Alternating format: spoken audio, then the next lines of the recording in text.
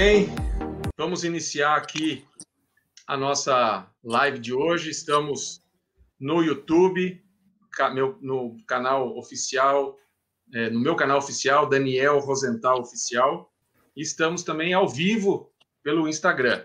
Boa noite, Alex. Boa noite, Marcelo. Alex. Boa noite, Daniel. Boa noite, Marcelo. Prazer estar aqui com vocês. Boa noite. Maravilha. Boa noite para os dois. Boa noite para quem está assistindo. É um prazer imenso estar aqui com vocês. Um irmão de sangue e outro irmão da vida.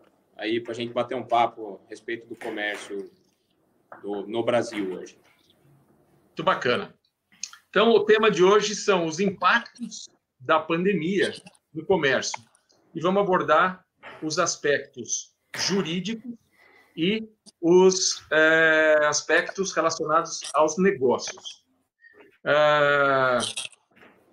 Queria comentar que, ao nós concluirmos aqui o vídeo, esse vídeo será editado e estará disponível aqui no meu canal para quem quiser assistir. Tenho certeza que vai ser um bate-papo muito, muito bacana.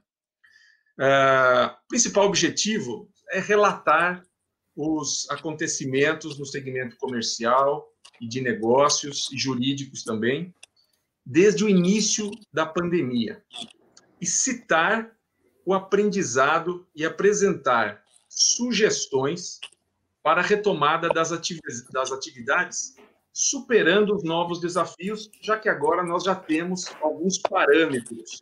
Quando tudo isso começou, ninguém sabia, não tinha informação, ninguém sabia onde isso ia parar. E, na realidade, isso não parou. Nós não terminamos esse momento de pandemia. Hoje mesmo eu ouvi que na Inglaterra possivelmente está começando uma segunda onda agora, né? Então, enfim, eu acho que é muito importante o aprendizado que nós tivemos até agora e o que fazer podemos fazer daqui em diante. Antes da gente entrar já em alguns aspectos, eu vou listar aqui um cronograma de acontecimentos para contextualizar todos esses acontecimentos. Eu queria que o Alex, primeiramente, fizesse uma breve apresentação. Alex, primeiramente, Alex, obrigado por ter aceitado o convite, tá? É um prazer ter você aqui com a gente. E queria que você fizesse uma breve apresentação do seu negócio, do seu histórico aí, da sua bagagem, bem resumidamente, para quem não te conhece, né, ter uma noção do profissional que está aqui com a gente hoje. Mais uma vez, obrigado, Daniel, Marcelo, a todos que nos acompanham. Eu sou Alex Garcia, sou o sócio fundador da Pica-Pau Brinquedos. A Pica-Pau Brinquedos completa esse ano 34 anos de atividades ininterruptas na cidade de Piracicaba e há pouco mais de um ano estamos também na cidade de Campinas. A minha história, ela se confunde com a história da loja, porque eu tenho 46 anos de idade e há 34 estou na Pica-Pau Brinquedos, então eu não fiz outra coisa na minha vida a não ser vender brinquedos. Somos uma empresa essencialmente varejista e especializada, coisa que há 34 anos atrás não se ouvia falar. Naquela época, o que era muito comum eram os bazares. Todo mundo aqui se lembra das lojas Glória, lojas brasileiras, aquele padrão de loja era muito comum para a época e não existia loja especializada, era muito difícil. E nós fomos realmente uma das primeiras lojas especializadas de brinquedo e estamos aí lutando e tentando empreender nesse nosso país há 34 anos. Muito bem. Seja bem-vindo. Doutor Marcelo Rosenthal, por favor. Eu sou advogado já há bastante tempo, há 22 anos, comando um escritório de advocacia na qualidade de administrador, e a especialidade do atendimento meu, pessoalmente, é na área empresarial, direito empresarial, e nós atendemos empresas de todos os ramos de atividade, desde transporte, indústria, comércio, construção civil e assim por diante, em nível nacional e internacional. Então, um pouco de experiência de mercado a gente acaba absorvendo por conta de estar atuando em favor dos empresários e dos administradores. E, como você falou, a experiência por ter passado dessa pandemia aqui é uma experiência única para todos nós, e eu pude abordar isso, pude participar disso, assessorando todos os ramos de atividade que eu mencionei. E agronegócio também, enfim, mas eu vejo aí muito sofrimento na parte comercial. E talvez por isso, hoje, o tema afeto seja esse daí. Então, resumidamente é isso. Comanda esse escritório aqui na cidade de Piracicaba, é um dos maiores do interior do estado de São Paulo hoje. A gente tem esses números em volume de negócios. E espero poder contribuir com todo mundo aí, bater um papo hoje. Vamos expor de maneira bem aberta o que eu penso, vou acabar expondo o que eu passei e dando eventuais opiniões aí, respeitando sempre as opiniões dos demais, mas dando a minha opinião também. Perfeito, Marcelo. Não é à toa que nós escolhemos esses dois temas, que foram a parte comercial, que foi muito afetada, a parte jurídica também, que teve uma influência muito grande em tudo isso e trouxe aí bastante insegurança, vamos dizer assim, né? E faltou, assim, um pouco, você vai poder comentar, transparência nessas decisões, né? Muitas decisões aí difíceis de serem compreendidas. Eu vou fazer um breve cronograma aqui, só para contextualizar tudo isso. Vamos lá, dia 26 de fevereiro foi confirmado o primeiro caso de coronavírus. Dia 21 de março, a decisão do governo de São Paulo, o fechamento do comércio. Dia 1º de abril, a medida provisória 936, falando sobre o Programa Emergencial de Manutenção de Emprego e Renda. No dia 4 de abril, a medida provisória 944 para custeio do governo da folha de pagamento das pequenas e médias empresas. Dia 20 de abril, Caixa Econômica Federal e o SEBRAE anunciaram uma linha de crédito de 7,5 bilhões às micro e pequenas empresas e aos microempreendedores individuais, os MEIs. Dia 18 de maio, iniciou o PRONAMP, Programa Nacional de Apoio a Microempresas e Empresas de Pequeno Porte. Só para contextualizar, então, porque hoje nós já estamos no dia 12 de agosto, então, oficialmente, quando tudo isso começou, lá para o dia 26 de fevereiro. Mais uma questão aqui. Pandemia, segundo dados do IBGE, fechou 39,4% das empresas. 39,4% das empresas foram paralisadas. E a pandemia do novo coronavírus provocou o fechamento de 522,7 mil empresas, de um total de 1,3 milhões, que encerraram suas atividades temporária ou definitivamente. Alex, queria que você comentasse um pouco esse cronograma, os impactos e a realidade, porque uma coisa são os dados nacionais, outra coisa é a nossa realidade aqui de Piracicaba. Qual que é a sua visão? O que se conversa? Como que os comerciantes locais aqui de Piracicaba estão reagindo? O que eles estão comentando? Enfim, fica à vontade, por favor. Pois não. Primeiro nós temos que entender, e isso só consegue perceber quem está dentro, o que é uma micro e pequena empresa. As micros e pequenas empresas, elas saem normalmente dentro do âmbito familiar. Não são simplesmente 4 paredes e uma porta de aço, uma pequena e microempresa. Ela sai realmente de um sonho de uma família, ela sai de um sonho de um cidadão que resolve empreender.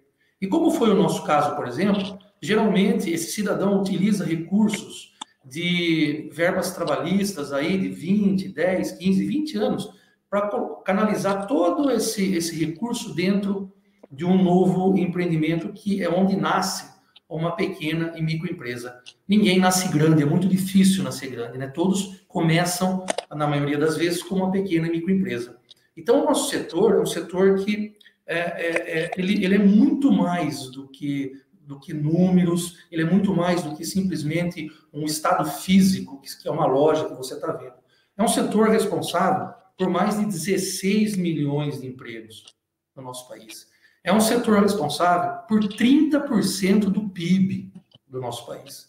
Então, ele tem que ser visto de uma maneira um pouco mais cautelosa, né?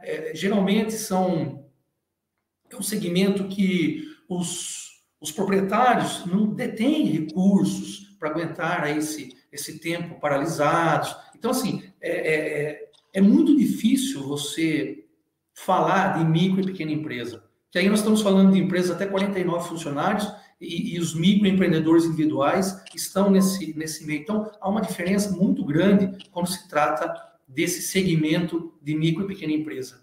Então, dentro dos números que você citou, Daniel, vem ali a questão dos auxílios, né, que vieram do governo federal.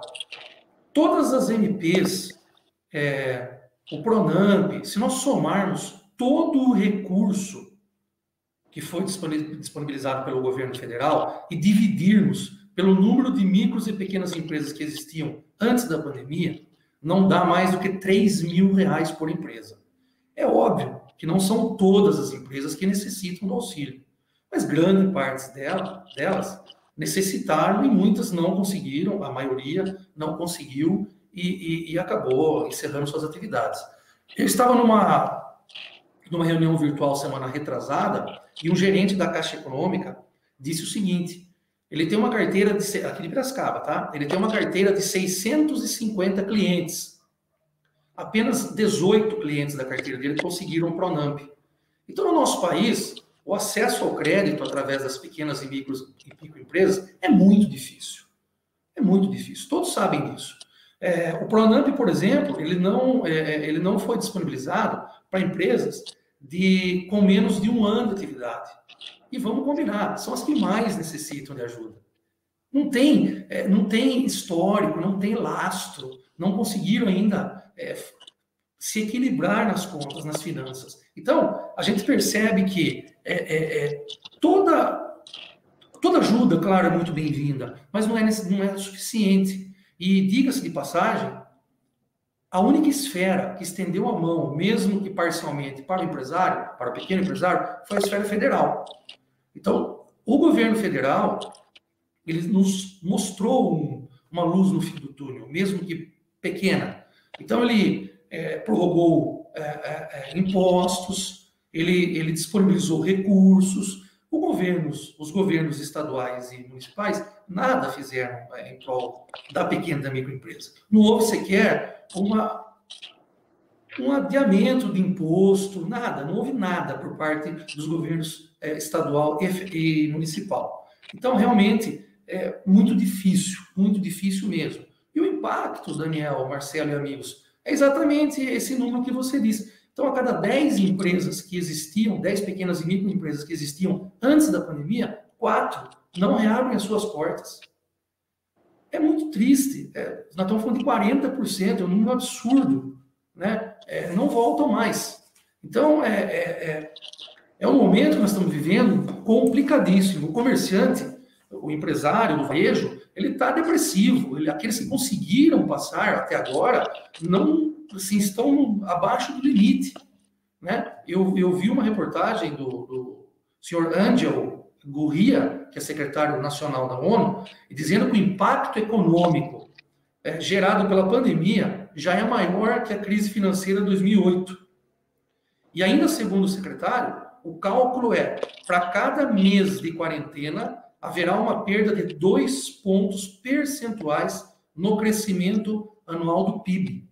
E ele traz o segmento que alavanca esses números, é o segmento do turismo. Ele alavanca demais esses números por por questões que nós já sabemos. Então, o comércio local não é diferente. Os comerciantes realmente estão, assim, existem, eu classifico em 3 tipos de comerciantes. Aqueles que tinham uma reserva, já não a têm. Aqueles que não tinham uma reserva e tiveram que fazer aporte em instituições financeiras. E aqueles que já estavam com problemas, que já traziam algum tipo de laço com instituição financeira, esse, infelizmente, ele não tem perspectiva, ele vai acabar fechando a porta, ele não tem, muito difícil o retorno. Então, hoje, é esse cenário, em particular no varejo, que nós estamos atravessando, infelizmente. O Alex, tem uma questão aí que também é o seguinte, né? Quando essas empresas têm acesso ao crédito, ok, ele vai ter o crédito, só que assim, ele vai ter que pagar esse crédito. E aí, ele precisa o quê?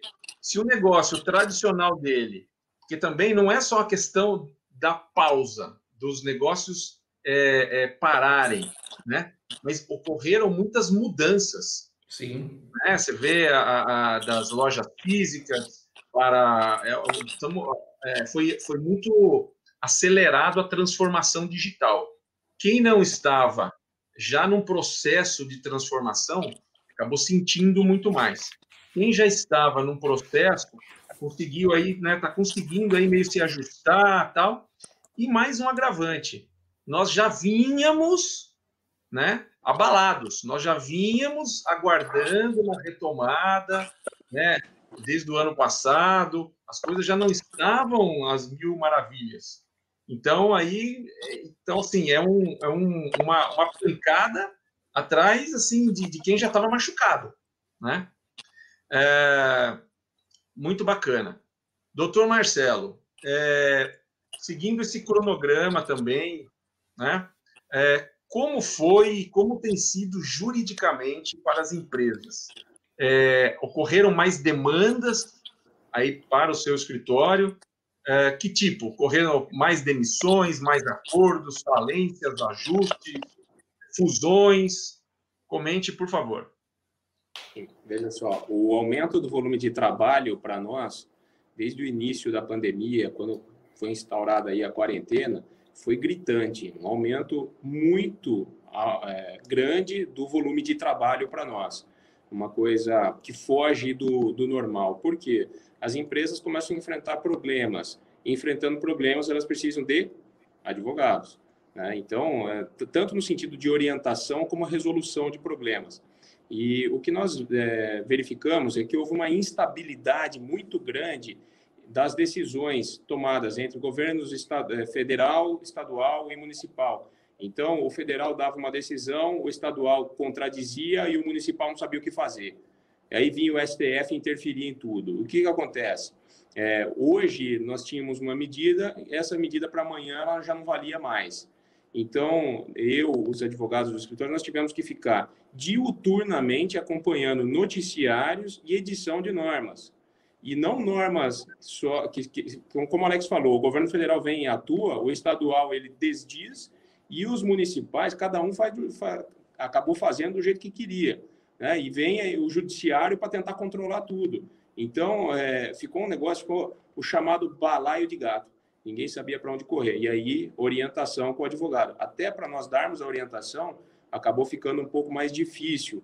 Mas a gente conseguiu contornar toda essa situação com bastante atenção, bastante estudo. Então, teve dias, por exemplo, de ter lá 4, 5 horas de sono durante a noite, porque você estava 11h30 da noite conectado para saber se tinha alguma edição de norma nova. E às 6 da manhã você acordava e já tinha norma.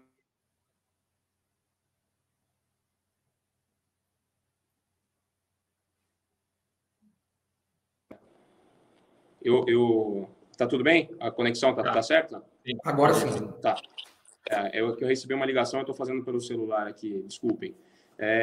Então, assim, o aumento foi muito grande. E aí veio, o ponto-chave de todo esse problema foi a medida provisória 936. A 936 ela veio para regulamentar a possibilidade de flexibilização dos contratos de trabalho, no sentido de suspender os contratos de trabalho ou mesmo prorrogar os contratos de trabalho vigentes, ou redução de jornada, redução de horário dos funcionários, que era uma novidade até então, né? Redução de salário, por exemplo, está previsto na Constituição que não pode ter redução. Mas o governo veio e falou, eu vou complementar, ainda que não integralmente, eu vou complementar isso daí. Esse aí foi o ponto-chave, que foi 1º de abril. E com isso daí, as empresas começaram a tomar um certo fôlego, porque no início todo mundo pensava, o que eu vou fazer com os meus funcionários? Eu sou obrigado a fechar, mas eu tenho 100% da folha de salário, né? E a folha, ela não representa só o salário do funcionário. Hoje, o custo estimado do funcionário é 2,1 vezes o salário dele, né? Então, as empresas começaram a ficar muito preocupadas. Eu tenho imposto para pagar, como é que eu vou fazer? Eu tenho que ter a postergação disso, eu não posso. Aí vem o governo federal, postergou, o estadual não, e o municipal não saía de cima do muro. Então, foi um problema generalizado que as empresas tinham que enfrentar. E aí, em relação às normas, principalmente, de abertura que poderia haver durante a quarentena. Então, o governo federal falava, pode abrir todo mundo, o estadual falava, fecha todo mundo, desde que o município autorize algumas coisas, o município autorizava algumas coisas e outras coisas não. E normas não muito claras. Então, qual a lição que a gente extrai disso daí? Não há um consenso entre os governos federal, estadual e municipal. Não há regras bem estipuladas de quem manda nesse país. E as regras que são editadas, principalmente essas do dia para a noite, que são os decretos e as medidas que são de urgência, são muito mal feitos, porque geram várias interpretações. Tanto é que nós fomos ao judiciário, nós chegamos a pedir mais de 100 pedidos, mais de 100 chamados liminares, né? O apelido é liminar, mas hoje o nome correto é tutela de urgência. Nós chegamos a pedir e alguns juízos concediam para determinado ramo de atividade, outros juízos falavam que não é o entendimento deles, e aí vai para o tribunal, e o tribunal também não firmava posicionamento. Quer dizer, o que nós vimos é que o Brasil está juridicamente numa bagunça generalizada, e isso gera insegurança para o empresário. Isso também, numa esfera maior, externa, também traz insegurança para os investimentos, e aí começa todo um ciclo vicioso, né, Marcelo? A gente tem clientes, por exemplo, que são multinacionais e eles estavam prontos para fazer investimento nesse ano aqui, investimentos de aporte de valor bem considerável, e acabaram segurando esse investimento, embora o valor já tivesse disponível aqui e internamente no Brasil, porque eles não sabiam o que ia acontecer. E até hoje isso não foi investido ainda. Então o dinheiro está parado, e provavelmente esse dinheiro, eu estou estimando que esse dinheiro vai ser levado para fora sem que haja um investimento aqui no Brasil, principalmente por causa da insegurança jurídica que o Brasil oferece para os empresários hoje. Como o Alex falou, empreender no Brasil hoje, você ser um empresário, é uma aventura. É uma aventura que você não conhece o fim. Esse é o grande problema. Definitivamente não é para amadores. Tem uma frase que é dita muito dentro do mercado imobiliário que eu atuo, que diz o seguinte: no Brasil, o passado é imprevisível, devido a essa questão da insegurança jurídica. Alex, estão chegando perguntas. Aliás, quem está nos assistindo aí, fiquem à vontade para fazer perguntas. Eu vou coordenando aqui as perguntas que chegam, porque o grande objetivo é esse, é a participação mesmo de todos, né, trazendo aí suas experiências, suas ideias e tudo mais. Tem uma pergunta aqui, o Mário Medeiros Neto, ele fala o seguinte: grandes amigos, Alex, temos acompanhado que o comércio tem sofrido com decisões equivocadas ou ausência de decisões efetivas que possam dar um norte para o comércio local. Queria comentar um pouquinho, Alex? É bem isso mesmo, Marinho, grande Marinho. Um abraço para você, querido, grande amigo. Realmente, nós tivemos que nos reinventar nesses 120 dias, vamos dizer assim, para ficar mais fácil, fazendo coisas que nós nunca imaginávamos fazer. Por exemplo, não deixar o cliente entrar na loja, de repente, por lei, existia uma interpretação que até o atendimento da porta para fora não deveria ser feito, o chamado drive-thru no começo, nem isso a princípio poderia ser feito, e nós tivemos que dar um jeito de implementar algumas tivemos que, aquilo que nós estávamos falando aqui, brasileiro, nesse momento, ele é capaz de sair de situações, de se adaptar a situações que normalmente os povos europeus, o americano, é difícil para ele. Então, realmente, Marinho está coberto de razão. Aquilo que eu havia falado no começo, né? O nosso setor, ele é um setor que realmente gera toda essa riqueza que foi dita até agora aqui na live e jogado às traças em termos de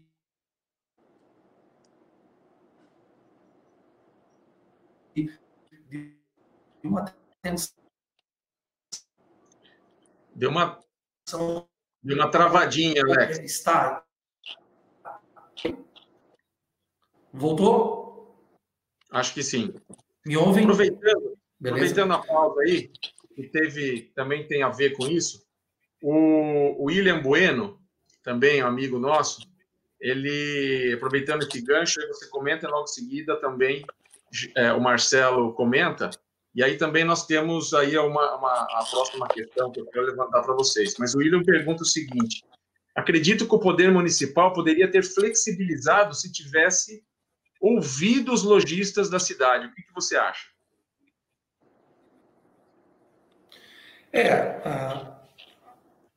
A todo momento, nós, por conta de ACIP, de CDL e instituições que representam os lojistas, nós gostaríamos de saber o que estava sendo conversado, o que estava sendo tratado, a questão do horário da abertura do comércio, que, na minha opinião, foi feito um negócio totalmente contrário do que deveria ser feito, deveria ser estendido o horário para atendermos os nossos clientes com mais tranquilidade, com menor aglomeração. Então, realmente, isso, se foi decidido com presença de comerciante, de empresário, eu acho um pouco estranho, porque nem sei se cabia ao governo municipal a questão do horário. Talvez o doutor Marcelo pode nos ajudar, talvez isso veio do estadual, mas realmente são situações que meio sem nexo, né? Assim, totalmente equivocadas, né? Eu vou comentar. Um grande abraço ao William. É o seguinte: o governo estadual é o grande culpado nesse aspecto, tá? O governo municipal, longe de eu defender o governo municipal, eu acho que ele não atuou bem nessa pandemia. Eu já estou dando minha opinião aqui, apesar de ser apolítico isso que a gente está fazendo, essa live que nós estamos fazendo, eu estou dando a minha opinião que o governo municipal não agiu da melhor maneira possível, tirando alguns setores, não agiu da melhor maneira possível na condução do negócio, talvez por ser um negócio novo, eu não sei quais são as reais intenções, mas o verdadeiro culpado do horário do comércio é o governo do estado, porque o STF deu autorização para o governo do estado fazer o que bem entendesse. Então, eles colocaram lá no primeiro momento, por exemplo, quem estava lá na fase laranja, que poderia abrir 4 horas diárias o comércio. O governo municipal veio aqui e editou uma norma que poderia estender para 7 horas. Né?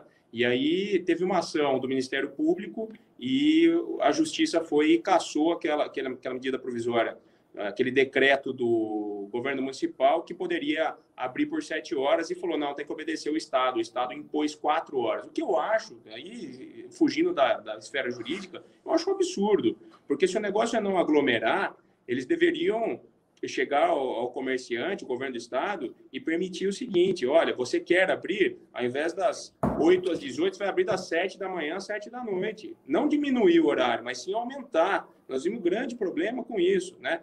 E aí, até o lojista de shopping, por exemplo, quando houve aquela abertura que foi parcial, o Alex pode dizer melhor a respeito disso, já que ele tem loja em shopping, não interessava para o lojista abrir lá 3, 4 horas por dia, porque você foge de uma isenção de custos que você tinha e passa a ter um custo fixo para um horário muito reduzido e que o povo ainda estava com medo de frequentar lá o shopping.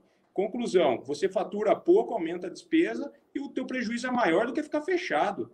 né? Eu conversei com o Alex, conversei com outros lojistas, a situação é essa. Então, respondendo diretamente ao William, a culpa não é do governo municipal nesse caso, tá? A culpa é do governo estadual. Aproveitando esse gancho, então, institucionalmente, quando eu digo institucionalmente, estou me referindo a entidades que representam aí diversos segmentos e associações também. E politicamente, o Poder Executivo e o Legislativo. Ou seja, nossos representantes, qual a sua visão em relação à condução da pandemia com o comércio? Houve apoio, discussão, indiferença, abandono? Alex. Desculpa, está um pouco ruim a conexão. Como eu entendo a condução dos trabalhos por conta dos nossos representantes, é isso, né? Isso. Como que foi o posicionamento das entidades, associações, seu ponto, a sua visão, e do Poder Executivo e Legislativo, né? Então, um exemplo, houve algum tipo de iniciativa por parte dos vereadores de ouvir, porque os vereadores é o primeiro elo da população com o governo. Houve algum tipo de iniciativa em relação a isso? As entidades aqui, elas se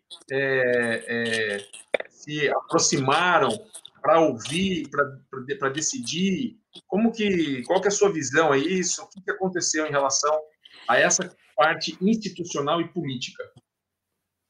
Eu acho que a condução dos trabalhos foi feita de uma maneira muito morna. Eu acho que nós teríamos condições de ter um embate um pouco mais agressivo no sentido de sermos ouvidos. Não tivemos nenhum tipo de contato de nenhum legislador, pelo menos eu pessoalmente não fiquei sabendo de outro colega que teve. Mas realmente eu acho que nós não temos ideia da força que nós temos. O comércio piracicabano, ele não tem ideia da força que ele tem. Nós fomos aceitamos extremamente tudo que nos foi imposto. E as entidades que nos representam, eu não vou descartar que eles também cometeram essa falta de pressão mais incisiva, um negócio mais que realmente desse um murro na mesa e falava, não dá mais, não tem mais condição, nós não aguentamos mais. O que nós podemos fazer? Não ficamos aceitando muito, na verdade. Muito bem. Marcelo, quer comentar? Eu vou fazer o comentário dividindo por poderes, né? Primeiro, vamos falar do executivo. Nós temos que dividir entre o federal, o estadual e o municipal. Em relação ao governo federal, eu vejo que, assim, quanto às normas que foram editadas, foram boas. Principalmente a 936, a prorrogação de impostos. Ele tentou propiciar aos comerciantes uma oportunidade de dar continuidade aos seus trabalhos. Essa questão, principalmente da 936, eu acho louvável. Ninguém tinha tido essa ideia antes de, numa crise, permitir a suplementação do salário dos funcionários, que é o programa de proteção ao emprego. Isso realmente é proteger emprego. Mas isso são medidas assim emergenciais. Agora, na condução aí da população, de tranquilizar a população, o Executivo Federal deixou muito a desejar, né? Ele causou histeria em toda a população, ao invés de acalmar, causou histeria. Mas aí foge a minha esfera, que é a esfera jurídica. Em relação ao Executivo estadual, o governo do Estado de São Paulo, principalmente aqui, o meu escritório atua em outros estados também, mas a grande parte é no Estado de São Paulo. Foi pífia a atuação do governo do Estado de São Paulo. Foi pífia, foi desculpe falar, um palavreado chulo, mas foi ridícula a atuação dele. Não fez nada para ajudar o comércio, não fez nada que pudesse agregar ao comércio e salvar comerciantes desses 522 mil empresas que fecharam no Brasil, por exemplo. Ele acabou não ajudando nada. Em relação ao executivo municipal, muito perdido. Foi muito...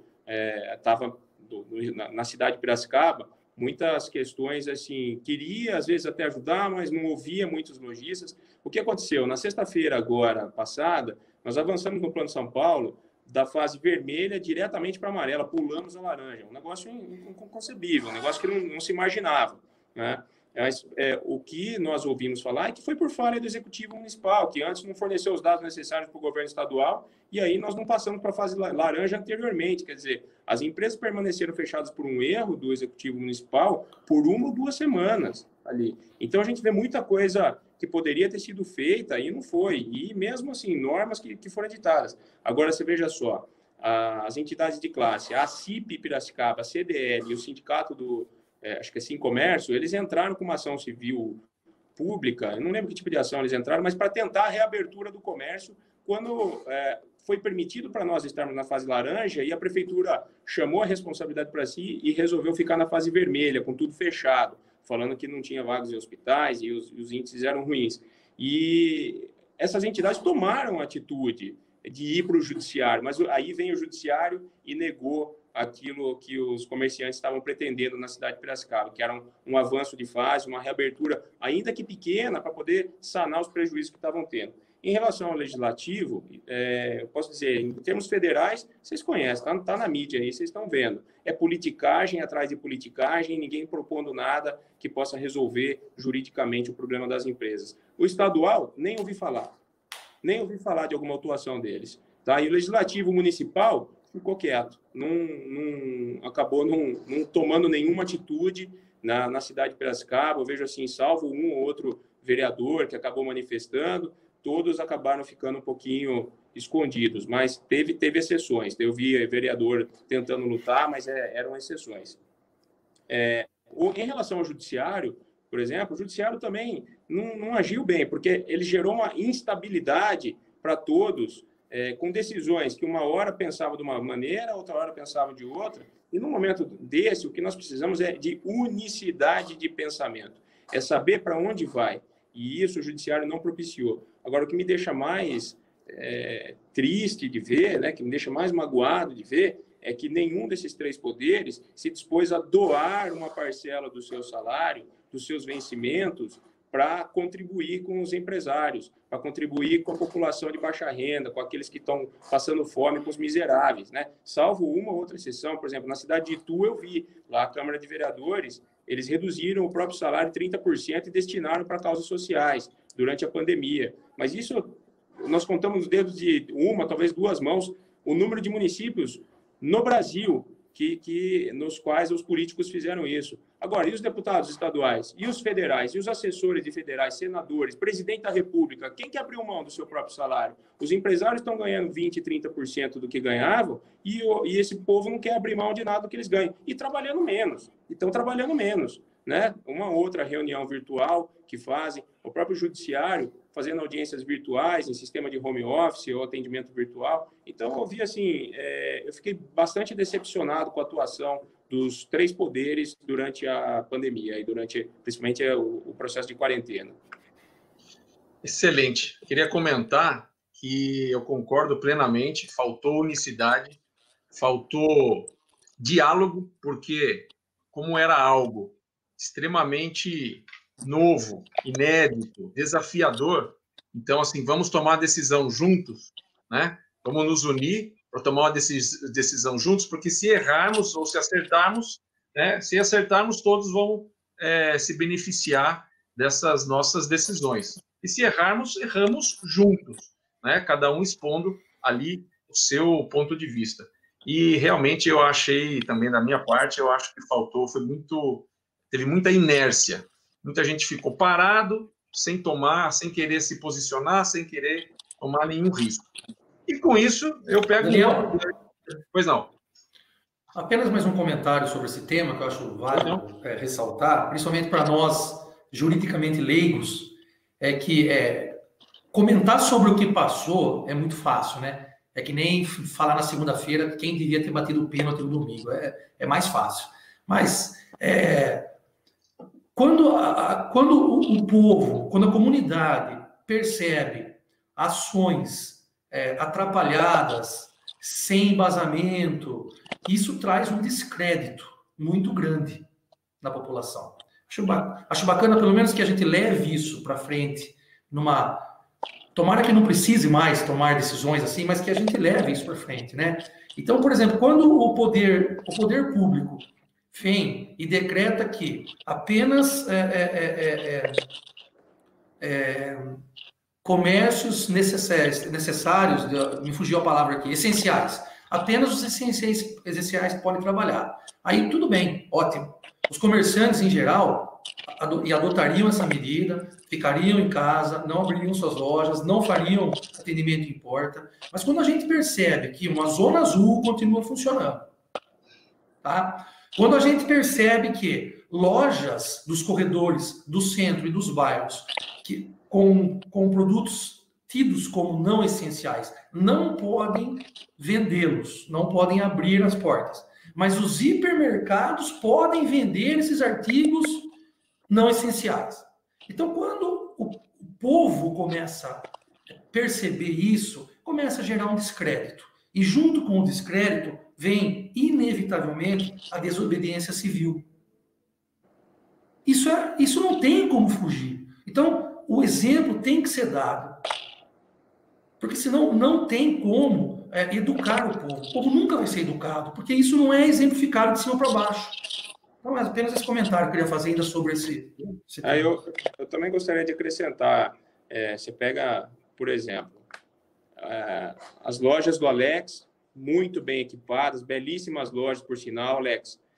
Obrigado. Uma coisa que eu falo, todo mundo tem que começar, a partir disso, a valorizar o comércio local, sabe? E precisa comprar brinquedo, não vai comprar pela internet, compra na loja do Alex, compra na loja daqui de Piracicaba, entendeu? A loja dele é belíssima. Agora, ele não podia abrir para vender brinquedo. Qual que você acha que é a frequência de pessoas numa loja de brinquedo aberta, num dia de semana? O Alex pode dizer depois, mas entram 2, 3, 4 pessoas numa loja que ele tem lá de 300 metros quadrados de showroom, entendeu? Isso é um absurdo, porque ele tinha que ficar fechado e os hipermercados vendendo brinquedos, que é concorrência para ele, né? E os hipermercados lotados com fila na porta, como se na loja dele, que tem muito menos risco, fosse pegar o vírus e ir lá no hipermercado, não. Então, é uma história de proteção que a gente viu também a determinadas pessoas que não se justifica, né? Para dar nome aos bois, por exemplo, nada contra, mas a loja Havan não fechou um dia, sempre teve liminares e fazia concorrência para o pequeno mercado que estava fechado, para o pequeno comerciante que estava fechado, não podia vender cama, mesa e banho, para aquele que vende brinquedo, para aquele que vende eletrodoméstico. Qual que é o privilégio que ele tem? Aí colocou no KNAI dele e no contrato social que ele é um supermercado. Mas peraí, todo mundo sabe. Então, fechasse, no caso do supermercado, por exemplo, fechasse toda a ala de brinquedos, fechasse toda a ala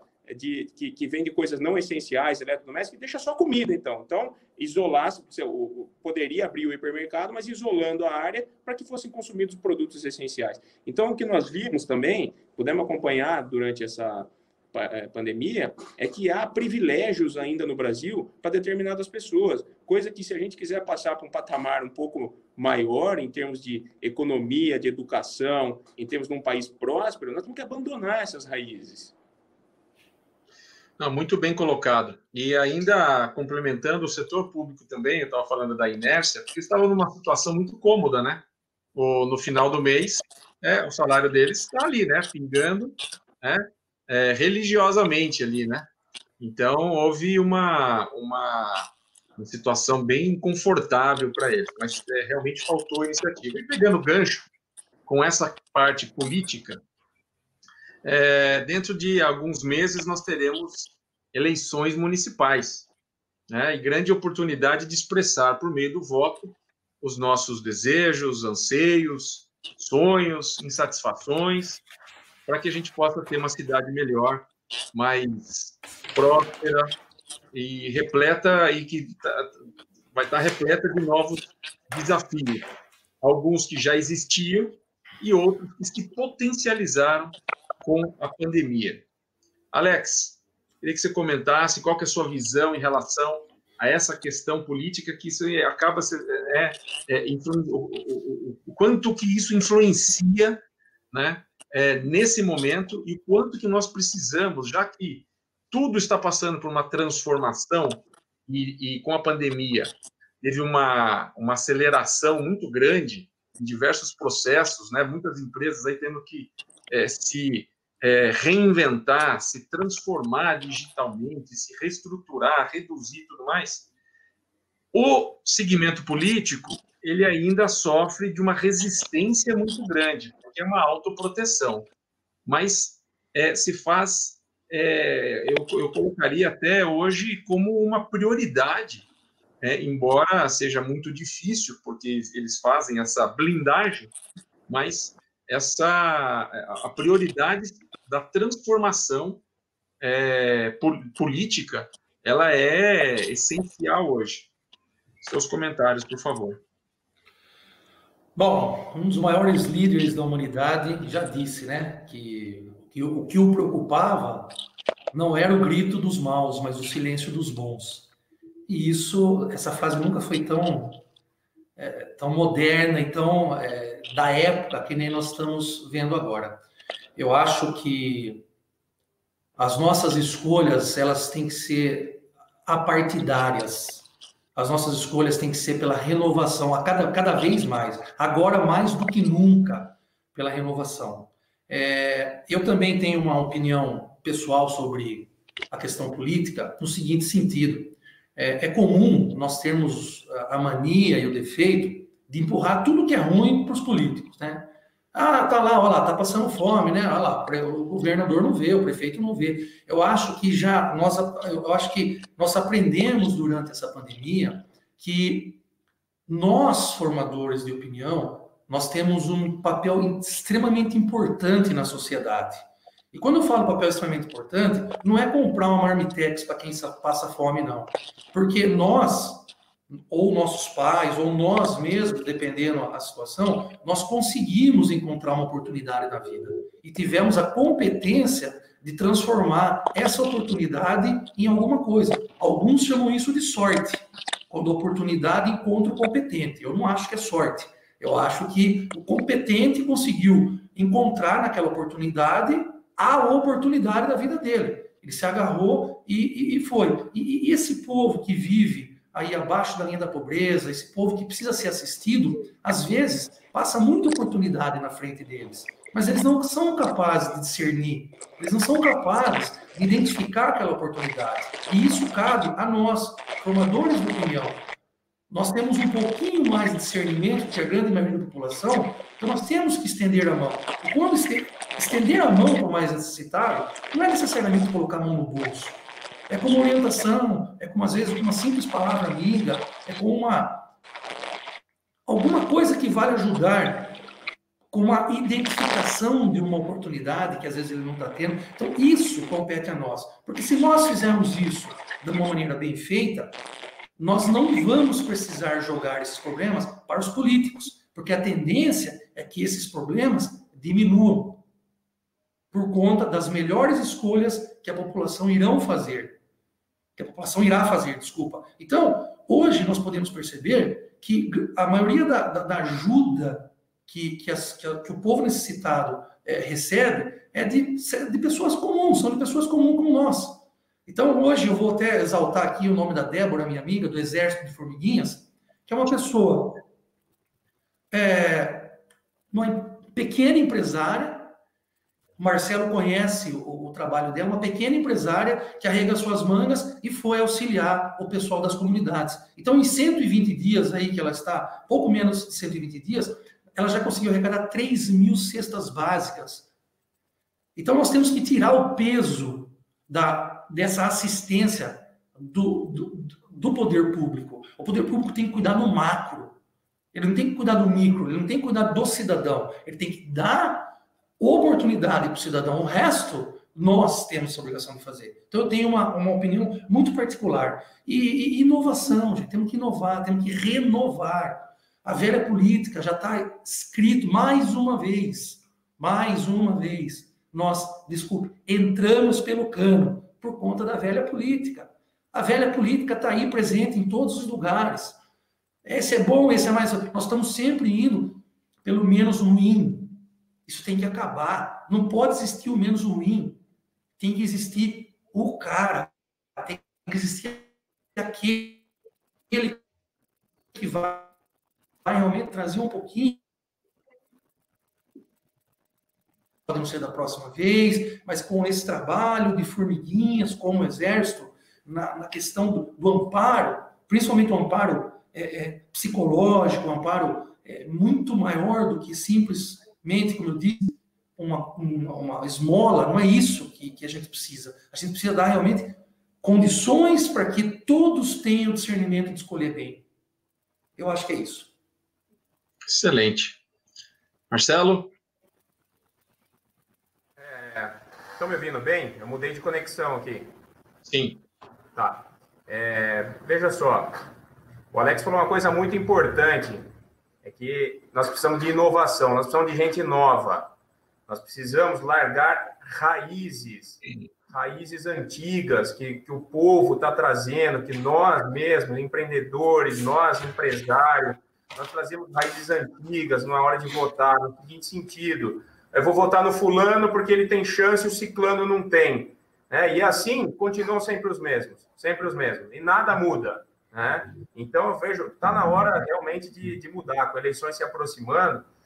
Não é que você tem que desprezar absolutamente tudo que foi feito. Tem gente que salva aí entre os políticos que aí estão, mas o problema é que hoje é uma grande minoria. E nós estamos precisando de coisas novas, mentalidade nova.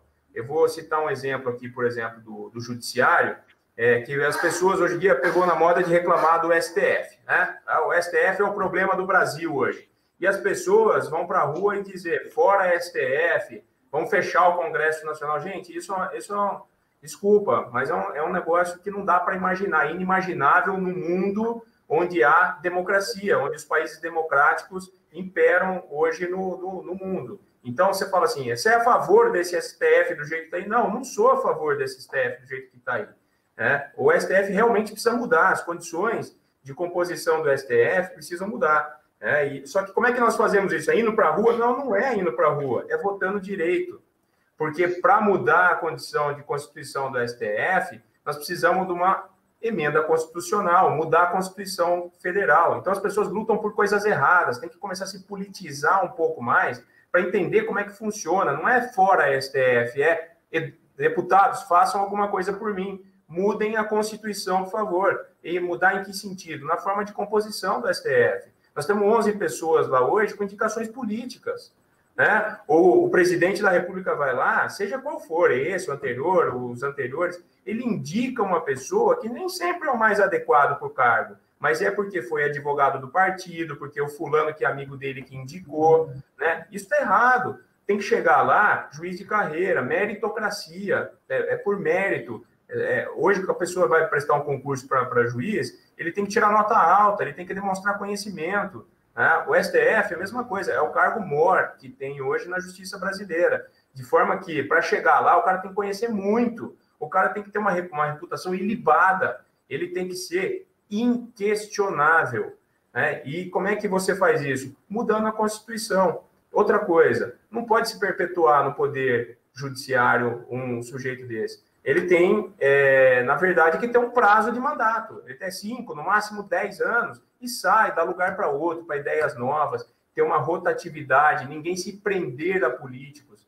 Isso é uma outra coisa que eu sou a favor, de não ter reeleição. Reeleição é no máximo uma vez, para qualquer cargo, seja executivo, legislativo, e no judiciário não pode ter. Então, Daniel, não fugir da tua pergunta foi, as eleições estão chegando.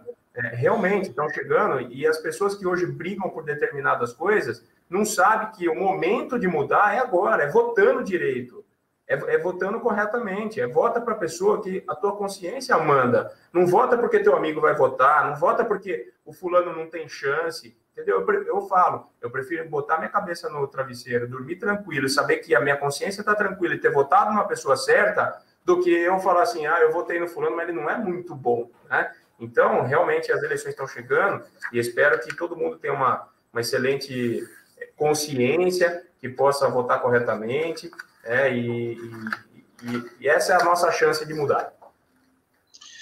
Excelente. A gente está chegando aí a quase 1 hora de live. Provavelmente aqui no Instagram vai cair. A gente continua no canal do YouTube. Tem algumas perguntas aqui. tem uma colocação bacana aqui do William, que ele fala que os políticos de fraldas devem ser trocados de tempos em tempos, né? Pelo mesmo motivo. Devemos saber votar.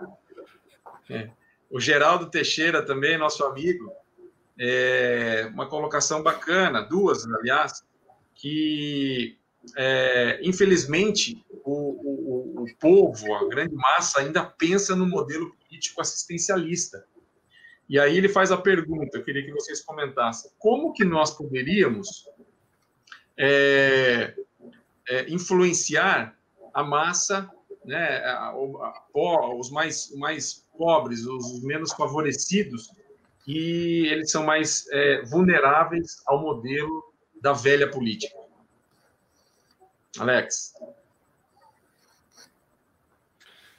Eu volto a citar o trabalho da formiguinha, né? Infelizmente, não tem... nós tivemos um belo exemplo, não sei se valeu a pena, não estou dizendo isso, mas nós tivemos um belo exemplo que o nosso presidente foi eleito, basicamente, pela rede social. A rede social que fez a campanha do nosso presidente. Se acertamos ou não é outra coisa. Mas eu acho que o trabalho é de formiguinha mesmo, é um trabalho... Hoje nós temos as redes sociais para trabalhar em nosso favor, que elas entram em qualquer comunidade, em qualquer lugar. Se tem alguma coisa democrática nesse mundo, nós podemos chamar de rede social. Então é um trabalho de formiguinha, é um trabalho de formadores de opinião, como eu ia dizendo, que tentar mostrar que o assistencialismo barato custa muito caro. Custa muito caro para a sociedade. Tentar mostrar, eu acho que as coisas melhoraram muito, se você pegar aí de 10, 15, 20 anos para cá, e a tendência é cada vez, com acesso à informação, mesmo com a dificuldade, às vezes, de interpretação, mas o acesso à informação está cada vez mais fácil, e nós, mais uma vez, atuando como formadores de opinião, é o que, na minha opinião, é o que nós podemos fazer para tentar reverter. Talvez nós não vamos ver isso acontecer, mas quem sabe os nossos filhos, os nossos netos, não é verdade?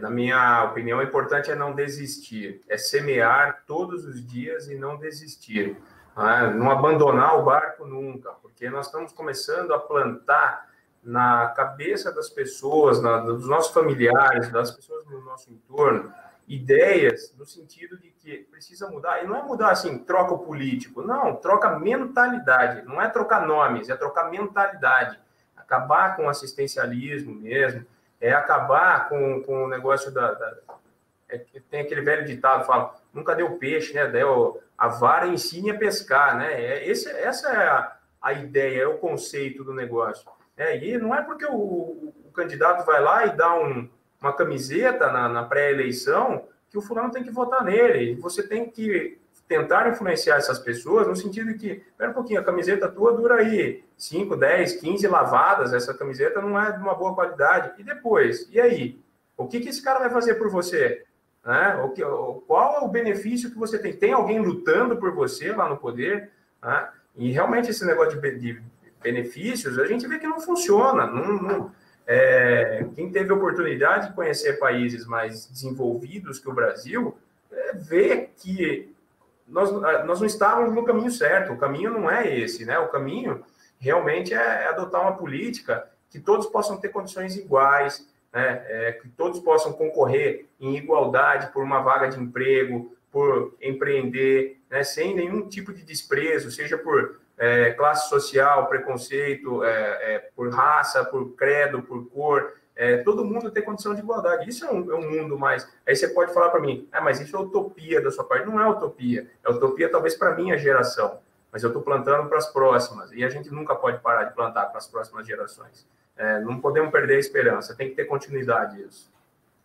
E nesse sentido, né, Marcelo, as pessoas hoje, com os últimos acontecimentos e manifestações, desde ali do impeachment da ex-presidente Dilma, as manifestações em relação às grandes insatisfações com o judiciário, com as decisões e tudo mais, está trazendo, eu acho que para essa geração, um pouco mais de educação, né, política.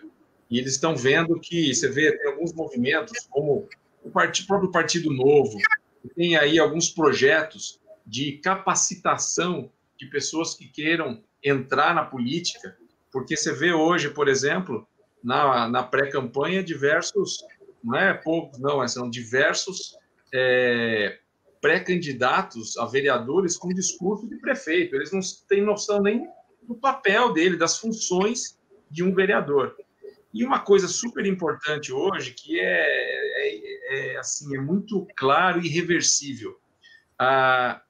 Com todos esses últimos acontecimentos, a arrecadação diminuiu. Então, a população vai assim, a gente nunca vai conseguir romper com esse assistencialismo agora, mas assim, existe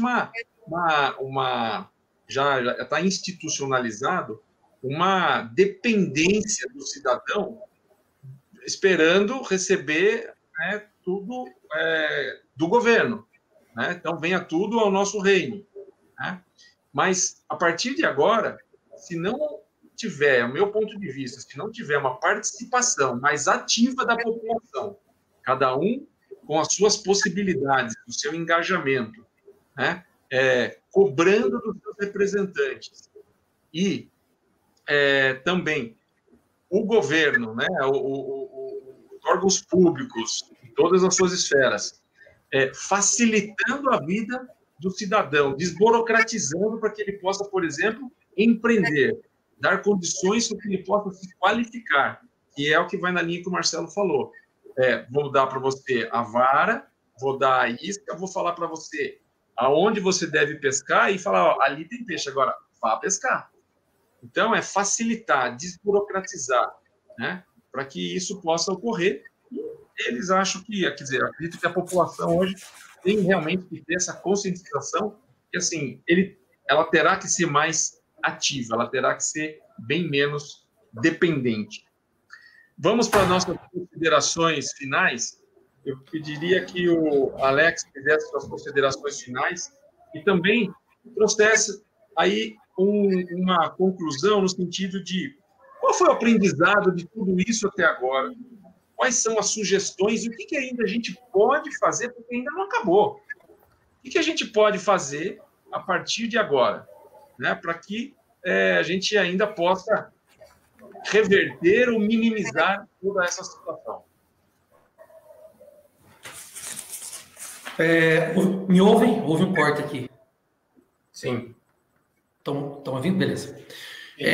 Veja só, eu acho que nós temos que trazer muita coisa desse momento terrível que nós vivemos e estamos vivendo. Eu acho que infeliz daquele que não se aprimorar enquanto profissional, enquanto cidadão, por conta de uma pandemia dessa que nós vivemos. Eu acho que aquele empresário que conseguir sair ileso é impossível, né? Mas pelo menos respirando sem ajuda de aparelhos, se ele conseguir sair dessa crise, quer dizer que ele estava no caminho certo no negócio dele. Ele estava operando, ele estava com a operação dele objetivamente correta.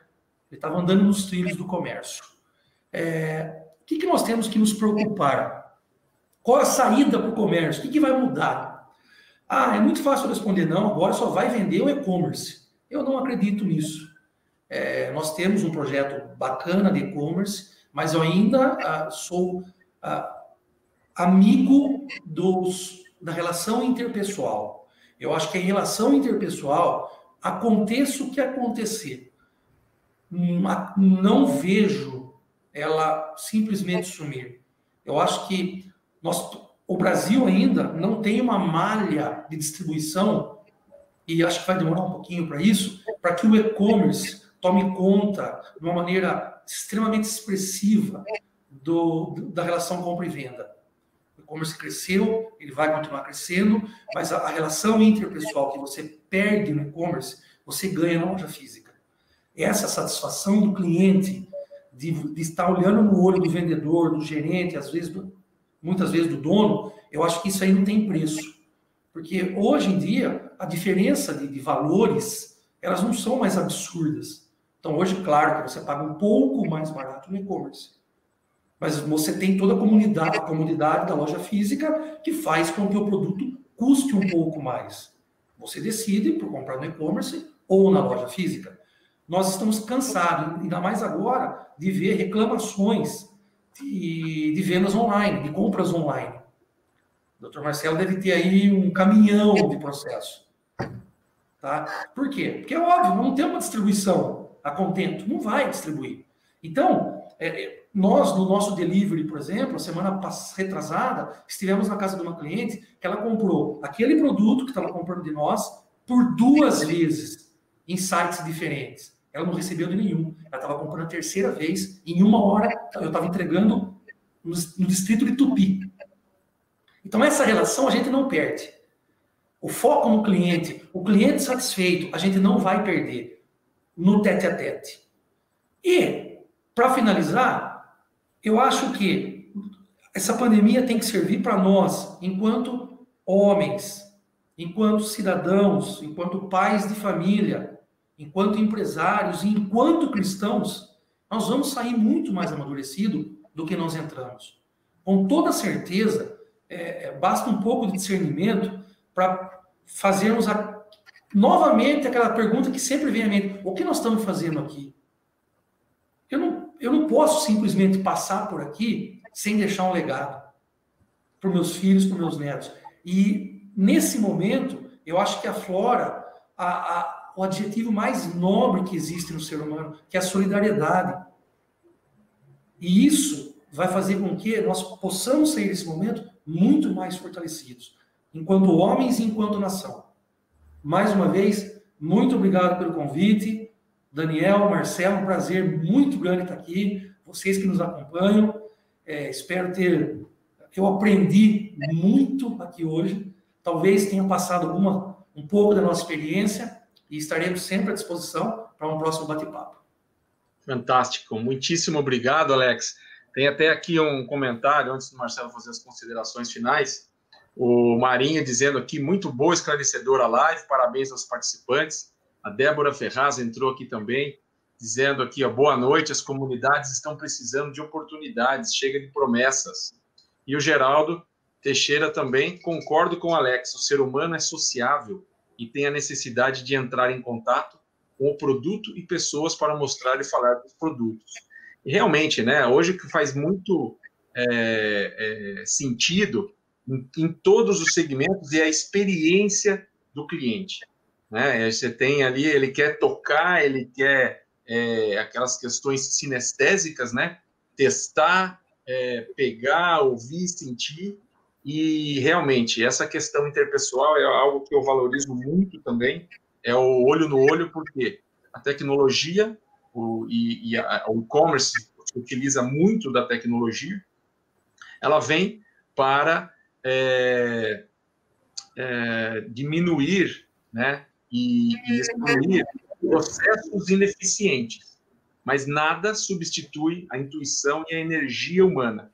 E numa cidade do interior, né, como é Piracicaba, ainda existe, né, graças a Deus, aquela questão do olho no olho. Ele quer falar com o dono, ele quer saber quem que é o dono aqui, se ele tem um problema, que resolva o problema. Porque quando ele compra algo no e-commerce, ele fala com uma máquina, muitas vezes ele está falando com um robô, né?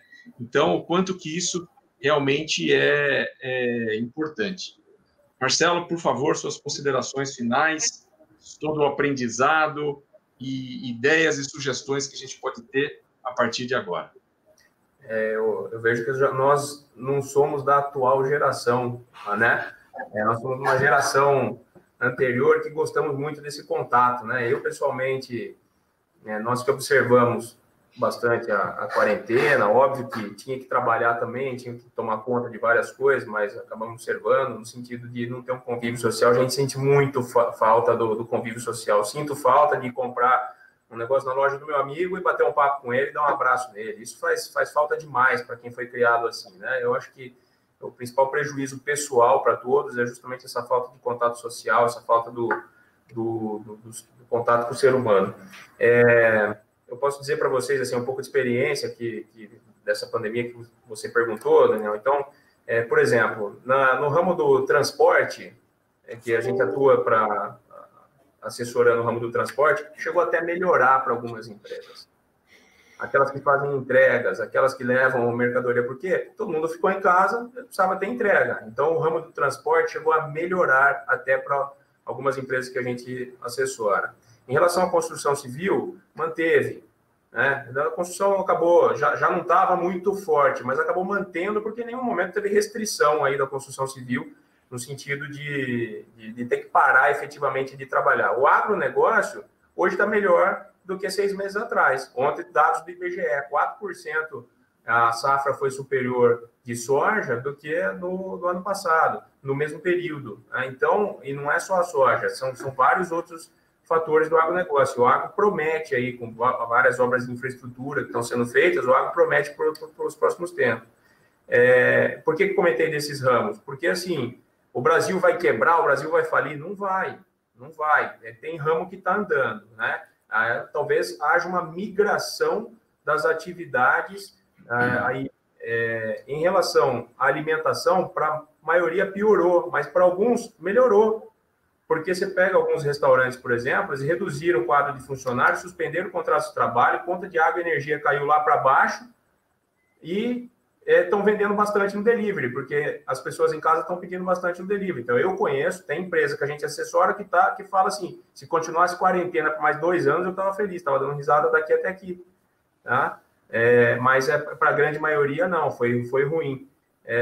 Em relação aos serviços, depende muito do tipo de serviço que a pessoa presta, e aí vamos chegar no tema da nossa live, que é sobre o comércio. Né? O comércio foi, eu acho que, o ramo de atividade que mais sofreu no Brasil, principalmente com a quarentena que foi imposta. Então, o grande prejudicado de tudo isso que aconteceu, dessas medidas governamentais, foi o comércio. E eu me solidarizo aqui com todos os comerciantes, porque, como eu já falei anteriormente, eu não acho justo o que foi feito com eles. Eu não consigo entender por que determinados comerciantes não podiam abrir com restrições e tiveram que permanecer fechados, sendo que todas as obrigações financeiras eles tiveram que suportar durante todo esse tempo aí.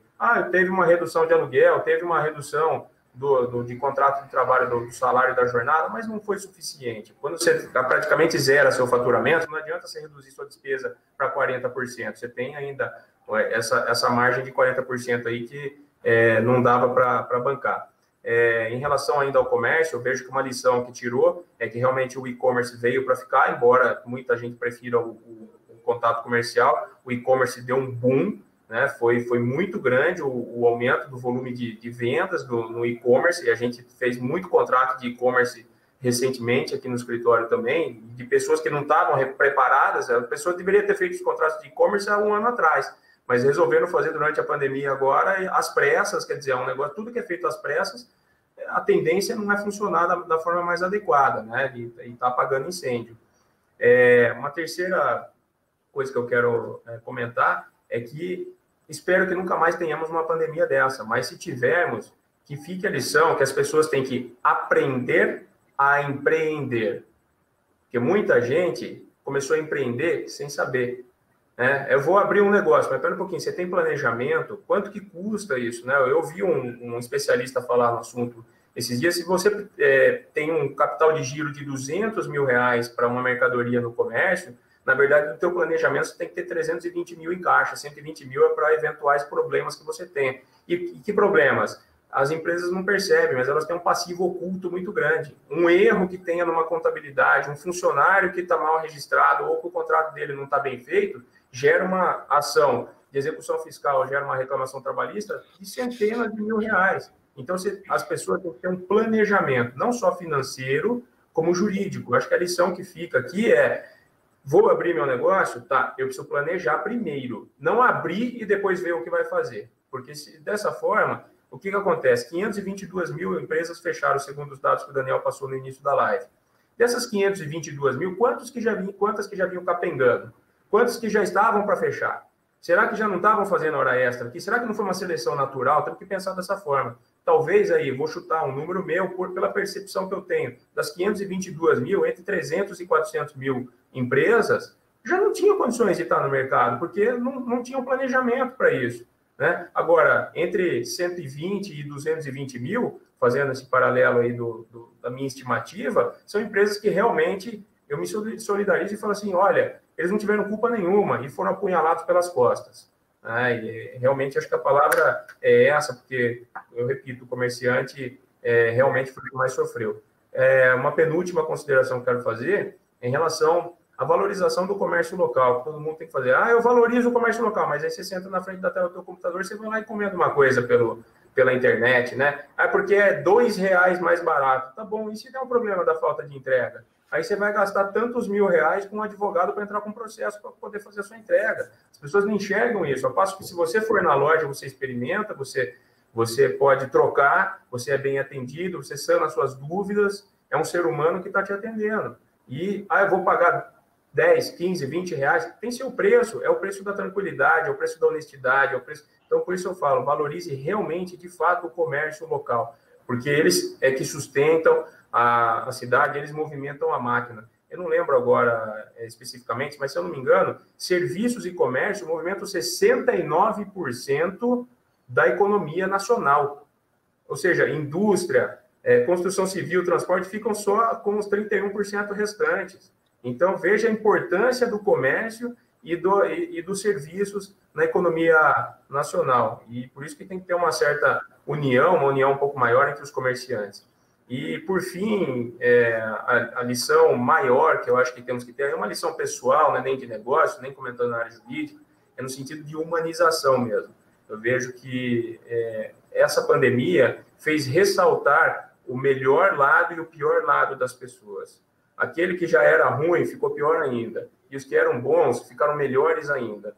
E vi muita gente que eu não esperava se solidarizando, contribuindo, ajudando as pessoas, se preocupando com os demais. E eu vejo que dessa pandemia e dessa quarentena, nós podemos tirar isso. Temos que ser seres humanos melhores. Seres humanos mesmo, não no sentido só figurativo. É no sentido de não olhar para o próprio umbigo, se preocupar mais com o macro, se preocupar com o social, com o sujeito que está ao seu lado, com o seu parente, com seus amigos e até com pessoas que você não conhece. Porque se a gente conseguir dividir um pouco mais tudo que a gente tem de conhecimento, de fortuna, não falo assim, longe de ser uma divisão de rendas, longe de ser uma divisão de patrimônios, mas eu falo assim, solidarização. Como o Alex citou o exemplo de algumas pessoas aqui de Piracicaba que se mobilizaram para entregar um prato de comida na rua, sabe? Para entregar um cobertor para o fulano para o cara que está morando na rua e está passando frio, né? E, enfim, o governo federal, inclusive, e o estadual poderiam até pensar numa certa parcela de contribuição de empresas, de pessoas físicas, para destinar para as pessoas carentes, mas efetivamente destinar. O problema que a gente vê é desvio de dinheiro, o problema que a gente vê é corrupção no Brasil, que ainda existe demais. Então, eu falo assim, eu espero que até os novos políticos sejam mais seres humanos. A palavra que fica para mim disso tudo é humanização. É isso, Daniel. Espero que tenha contribuído, que a gente tenha contribuído. Agradeço vocês dois por estar compartilhando ideias e todo mundo que está assistindo. E, enfim, uma boa noite a todos e um forte abraço. Fantástico. Muitíssimo obrigado a vocês. Eu só queria fazer 2 comentários, Marcelo, em relação a alguns dados que você passou.